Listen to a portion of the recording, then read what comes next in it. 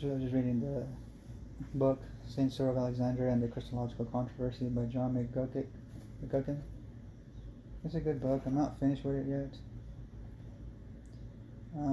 It's kind of technical for me because I don't know.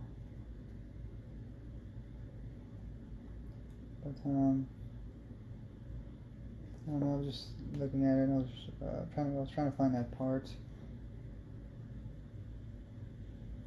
where he gives an answer for the passage in Matthew, right, 25. You know where.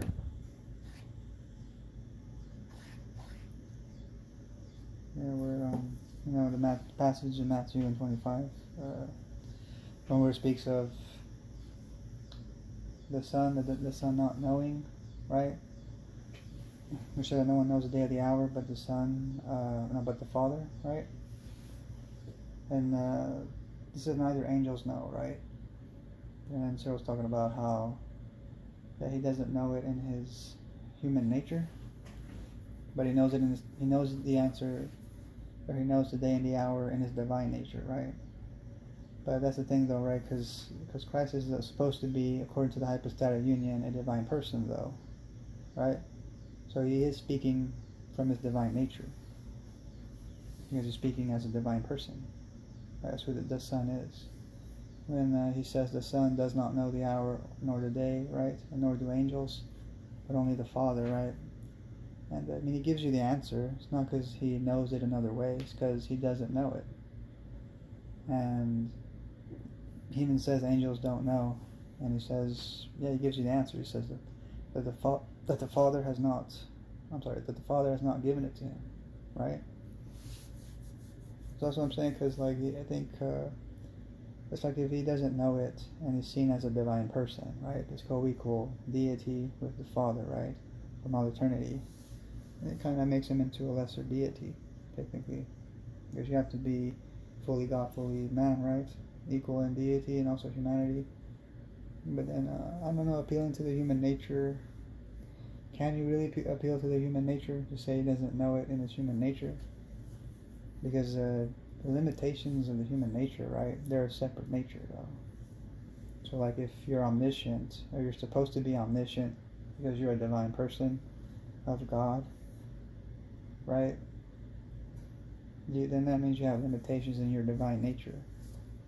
Because, he wouldn't know it in his human nature. He knows it in his divine nature. But he doesn't know it. And that means the limitation is in his divine nature. Right? Because I know in the book, talking about the limitless one having limitation. But the limitless one, right, being the divine nature, it's separate from the human nature, right? So, is he truly being limited? No, I would not say it, because it's like, I don't know, because I feel like he's trying to prove the co-deity of the Son. Like, in the book, Cyril talks about how both natures are present, right? And he walks on water, and that proves his godlike ability, right? That he's godlike, or he's godlike. That proves his, his deity, right? That he's God or something. Just because he walks on water. And he says does this while both natures are intact. And so that kind of shows you that the limitations of the human nature, human limitation, does not at all limit the divine nature in any way. So he would be able to demonstrate it, being all-knowing, like the Father, as when he walked on water, right? That's according to Cyril. You know what I mean? Because you can't say that the human limitations are limiting the divine nature. That's why you cannot know the day or the hour, right? No, because they're separate natures, right? And that's the whole purpose of keeping them separate, so that the other does not diminish the other, right? That's why I say you really can't use the human nature to say why he doesn't know the day or the hour, and to say that he knows it in his divine nature as the Logos. It's also flawed, because the Son is saying it as a divine person, right? Because there is no human person. And so that's what I'm saying in John. It says the Logos was with the Father, Logos was the Father. That's what it's saying. I mean, that's what you might as well be saying, because to be the Logos of God is to be the wisdom of God, right? And not all wisdom, or not all knowledge, I mean. Not all knowledge is wisdom. And logic is like, you can know like God through his logic, his way of thinking, right? So Jesus would be like the logic of God in the flesh, right? And the divine wisdom of everlasting. So he wouldn't technically be knowing all things. He would know the way, the truth, and the life. He would know how to help you understand the Father, right? Together with the Holy Spirit, two subjects, right? Two subjects. They would help, bring the Father's person in the flesh. So it's like, it basically answers, who is the omnipotent, all-loving, omniscient God? Who is that God, right? The incarnation is supposed to answer that, to put a face to that God, right? So that's what I'm saying. Ain't that the whole purpose of the incarnation? Because, like when he says, like I was saying earlier, like, walking on water, does that prove that you're God, or equal to God? I mean, remember, because, walking on water, Peter also walked on water, right? That's what I'm saying. It doesn't prove that you're God. It's like, I do believe Christ is God, but he's the fullness of the Father's person, and that's only possible by a union of two subjects, like of mind and spirit. The Holy Spirit indwelling him fully, right? And then Jesus being the Logos of God, the understanding of his mind and understanding, right, of his person. So you have two subjects of the Father's divine person in the flesh. That would give you the fullness of the Father's deity or being, right? And then Jesus is still truly a human being born of God, born of heaven, right? Because remember, he doesn't sink. Peter sinks, right, and is drowning. Yeah, because he is a man from the earth, from below, and Christ is from heaven, born from above, and the heavens are higher than the earth, right? So he is truly a man born from heaven, born from God. That's what that proves. It's like, remember, because Paul says we are justified by the faith of the Son of God.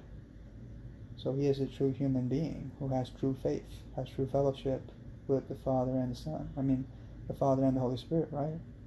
And so that wouldn't be proof of his, deity. That'd be proof of him being a true Son of God by nature, a true human being, born of God, right? Who has the faith of a true Son of God, who does all things by his faith in the Father. Not because it's given to him by the Father. That's why he says he doesn't know the day or the hour, because it's not given to him. So it's not that he knows it another way, he just doesn't know it. Yeah, that demonstrates his humanity, and so that's what I'm saying. It's like, you won't, that's why he would be a subordinate person, a human being, and not a subordinate lesser deity. In fact, a lesser deity, because I know the book also went over Cyril talking about kenosis, a limitation, a self-emptying, but the divinity is never diminished. Remember, he's fully God. And so what is the purpose of, if I understood it correctly, because I'm not an expert, but what's the purpose of kenosis, the self-emptying? I mean, kenosis means selfless love, right? Putting others before yourself. Humility, like the virtue of humility.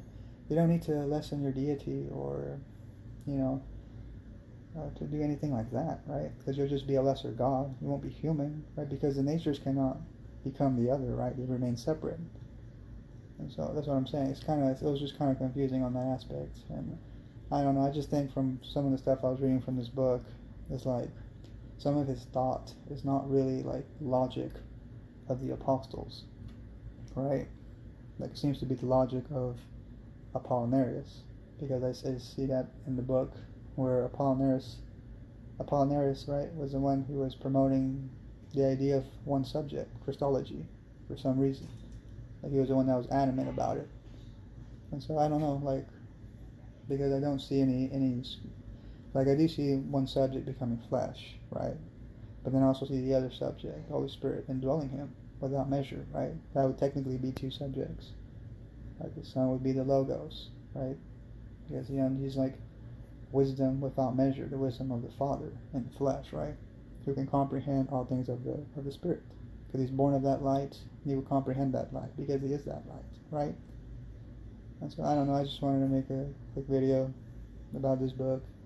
I haven't finished it yet, so I plan to finish it. So if you like my videos, please like and subscribe. But thank you, and God bless.